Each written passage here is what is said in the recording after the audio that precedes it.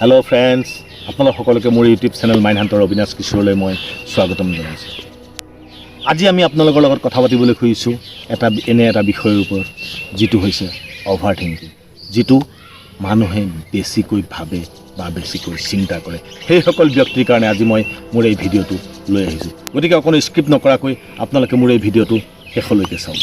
এই ভিডিঅ'টোৱে আপোনালোকক যথেষ্ট উপকৃত কৰিব।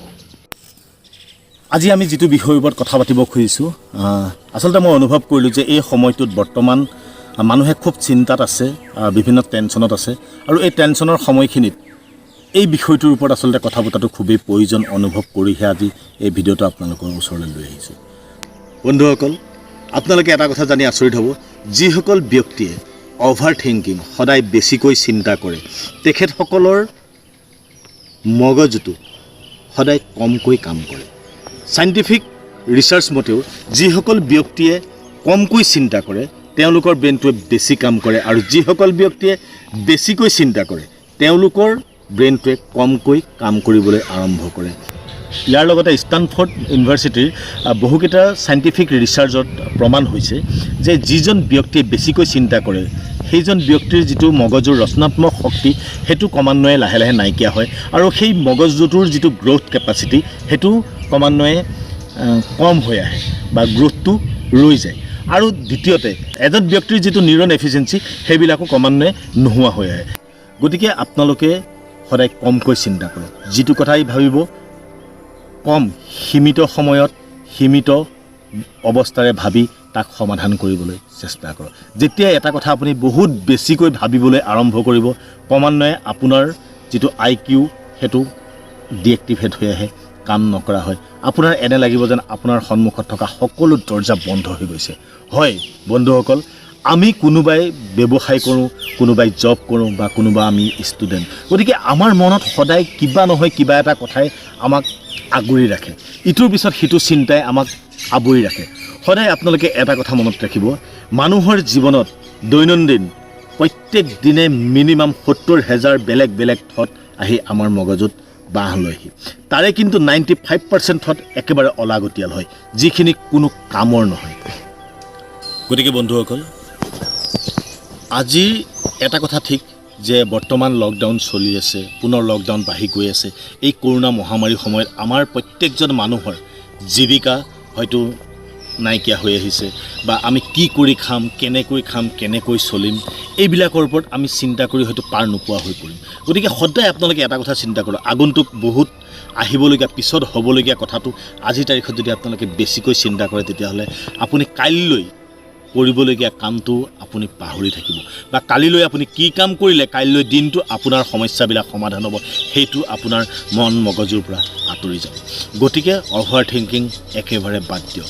সেইসকল অভাৰ থিংকিং ব্যক্তিৰ কাৰণে মই আজি আপোনালোকৰ লগত এটা কাহিনী শ্বেয়াৰ কৰিব খুজিছোঁ, যিটো কাহিনী আপোনালোকে শুনিলে আচৰিত হোৱাৰ লগতে সেই কাহিনীটোৰ পৰা এটা ডাঙৰ নীতি শিক্ষা আপোনালোকে ল'ব পাৰিব। মই কাহিনীটো ক'ব খুজিছোঁ এজন যাদুকৰ, যিজনৰ নাম আছিল হেৰি অডিনী। সেই হেৰি অডিনীয়ে এটা সময়ত তেওঁ ডিক্লেয়াৰ কৰিছিল যে ৱৰ্ল্ডৰ কোনো এখন জেলে তেওঁক কোনো এটা লকআপত আবদ্ধ কৰি ৰাখিব নোৱাৰে, আৰু সেইমতেই এটা সময়ত সেই কথাষাৰ গোটেই চৌদিশে বিয়পি পৰিছিল। তেতিয়াই সেই দেশৰ জেলাৰসমূহে অডিনীক ইনভাইট কৰি তেওঁৰ লগত কথা পাতি সেই জেলসমূহত ৰাখি তেওঁৰ লগত চেলেঞ্জ কৰিছিল যে তেওঁক আবদ্ধ কৰি ৰাখিব পাৰিব নে নোৱাৰে। আৰু অডিনীয়ে ঘোষণা কৰাৰ ধৰণেই তেওঁ সেই জেলৰ তলা খুলি তাৰ পৰা 1 ঘণ্টাৰ ভিতৰত তেওঁ মুকলি হৈ ওলাই গুচি আহিছিল। সকলো আচৰিত হৈছিল যে অডিনীয়ে এইটো কেনেকৈ সম্ভৱ কৰিছিল। অডিনীয়ে যেতিয়া জেলৰ ভিতৰলৈ গৈছিল, তেওঁ যিযোৰ চুট পিন্ধি যায় সেই চুটযোৰৰ বেল্টৰ তলত এটা পিন লৈ যায়, যিটো পিনৰ জৰিয়তে অডিনীয়ে সেই বন্ধ লক কৰি থোৱা লকসমূহ খুলি তাৰ পৰা ওলাই গুচি আহে। গতিকে অডিনীৰ এইটোহে চেলেঞ্জ কৰিছিল যে তেওঁ পৃথিৱীৰ যিকোনো লক তেওঁ খুলি পেলাব পাৰে। এই কথাষাৰ জনাৰ পাছত এখন জেলাৰে অডিনীৰ লগত কথা পাতিলে আৰু এটা ডেট ফিক্স কৰিলে, আৰু সেই জেলখনৰ জেলাৰেও ভাবে যে তেওঁলোকৰ জেলখনত সঁচাকৈ গোটেই ৱৰ্ল্ডৰ ভিতৰত বেষ্ট লকটো লগাই থোৱা আছে, গতিকে সেইটো অডিনীয়ে কেতিয়াও ভাঙিব নোৱাৰে। আৰু সেই মৰ্মেই সেই ডেট যেতিয়া ফিক্স হ'ল, অডিনী সেই জেলত গৈ উপস্থিত হ'ল। উপস্থিত হোৱাৰ পাছত যেতিয়াই অদিনিক সেই চেলটোলৈ আগবঢ়াই লৈ গৈছে, তেতিয়াই এজন তাৰে কনিষ্টেবলে আহি অদিনিৰ কাণৰ কাষত আহি ফুচফুচাই আহি ক'লেহি যে অদিনি, আপুনি যিটো চেলত আপোনাক আবদ্ধ কৰিবলৈ লোৱা হৈছে, সেই চেলটোত স্পেচিয়েলি আপোনাক লক কৰি ৰাখিবৰ কাৰণেই এটা স্পেচিয়েল লক তাত লগোৱা গৈছে, আৰু যিটো লক আপুনি সঁচাকৈ খুলিব নোৱাৰিব। এই কথাষাৰ কৈ যেতিয়া অদিনিক জেলৰ ভিতৰত পঠিয়াই দিলে, অদিনি যেতিয়া লকআপৰ ভিতৰত সোমাই তেওঁ প্ৰথম অৱস্থাত যথেষ্ট কনফিডেন্সেৰে তেওঁ সেই নিৰ্দিষ্ট পিনটো উলিয়াই জেলৰ পৰা লকটো খুলিবলৈ চেষ্টা কৰিছিল। কিন্তু ক্ৰমান্বয়ে সময় পাৰ হৈ গৈ আছে, 1 ঘণ্টা 1.5 ঘণ্টা। যেতিয়াই 1 ঘণ্টাৰ ওপৰত সময় পাৰ হৈ গ'ল, লাহে লাহে অদিনিৰ কনফিডেন্স লেভেলটো কমি আহিবলৈ ধৰিলে। তেওঁ চেহেৰাত ডিপ্ৰেশ্যন এটা ফুটি উঠিবলৈ ধৰিল, আৰু যথেষ্ট চেষ্টা কৰিও 1.5 ঘণ্টা 2 ঘণ্টা 3 ঘণ্টা সময় অতিক্ৰম কৰি গ'ল, কিন্তু অদিনিয়ে সেই লকটো কেতিয়াও খুলিব নোৱাৰিলে। অৱশেষত অদিনিয়ে খঙৰ ভমকত যেতিয়া সেই দৰ্জাখন গোৰ মাৰি দিছে, দৰ্জাখন অট'মেটিকেলি খোল খাই গৈছে। তো ইয়াৰ পৰা আপোনালোকে কি বুজিলে যে চাওক, অদিনিক যেতিয়া সেই চেলটোত সুমুৱাই দিছিল, তেতিয়া সেই জেলখন আচলতে লক কৰি দিয়া হোৱাই নাছিল, অকল দৰ্জাখন জাষ্ট লগাইহে থৈছিল। কিন্তু অদিনিক কাণৰ কাষত যেতিয়া কৈ যোৱা গ'ল যে তেওঁক লক কৰিবৰ কাৰণে স্পেচিয়েল এটা লক, গতিকে তেতিয়াই অদিনিৰ ব্ৰেইনত, তেওঁ মনত এটা কথাই তেওঁ অভাৰ থিংকিং হৈ গ'ল। তেওঁ বেছিকৈ ভাবিবলৈ ধৰিলে যে এইটো মই কেনেকৈ খুলিম, বা এইটো যদি মোৰ কাৰণে স্পেচিয়েলি বনাইছে তেতিয়াহ'লে ইয়াক খুলিবলৈ মোৰ যথেষ্ট কষ্ট হ'ব পাৰে। তো যেতিয়া তেওঁ অভাৰ থিংকিং হ'ল, তেওঁ খুলি থাকোঁতে তাৰ যিটো মেকানিজিম, লকটোৰ যিটো মেকানিজিম, সেই মেকানিজিমটো তেওঁ ধৰিবই পৰা নাই। কাৰণ এইটো কাৰণে তেওঁ পিনটোৱে সেই মেকানিজিমটোক স্পৰ্শ কৰিব পৰা নাছিল, কাৰণ সেই লকটো কেতিয়াও লক হোৱাই নাছিল, কাৰণ লকটো মেকানিজিমটো অ'পেন হৈ আছে, যাৰ কাৰণে সেই পিনটোৱে তাত কোনো ছিষ্টেমত কাম কৰা নাই।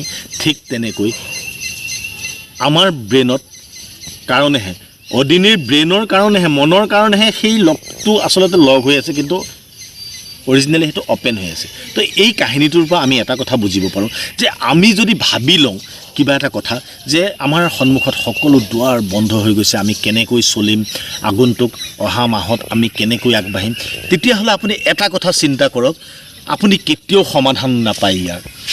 কিন্তু যদি আপুনি ভাবে যে কালিলৈ দিনটো মই কেনেকৈ পাৰ কৰিম, কাৰণ কালিলৈ এইখিনি কাম মোৰ হাতত আছে, আৰু সেইকেইটাৰ ওপৰত যদি আপুনি ফ'কাছ কৰে, মাত্ৰ সেইকেইটা কথাৰ ওপৰতহে যদি আপুনি কনচেনট্ৰেট কৰে, তেতিয়াহ'লে আপুনি দেখিব আপোনাৰ সকলো দুৱাৰ খোল খাই গৈছে।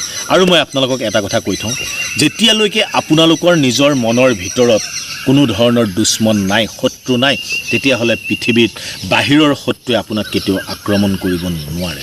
সদায় এটা কথা মনত ৰাখিব, আপোনাৰ যিমান বন্ধু থাকিব, যিমান ফ্ৰেণ্ড চাৰ্কল থাকিব, সেইসকলে সদায় হয়তো আপোনাক ক'ব, আপুনি কিবা এটা কাম যেতিয়া কৰিবলৈ আৰম্ভ কৰিব, তেতিয়াই আপোনাক হয়তো ক'ব যে এই কামটো তোৰ কাৰণে তই ছাকচেছ কৰিব নোৱাৰিবি, এই কামটো তোৰ কাৰণে উপযুক্ত নহয়, বা এই কামটোৰ কাৰণে তই পাৰফেক্ট নহয়, এনেধৰণৰ কথাৰে আপোনাক বিভিন্ন ধৰণৰ মটিভেট কৰিবলৈ চেষ্টা কৰিব। কিন্তু আপুনি দৃঢ় সংকল্প হওক, আপুনি মনত ভাবি লওক যে হয়।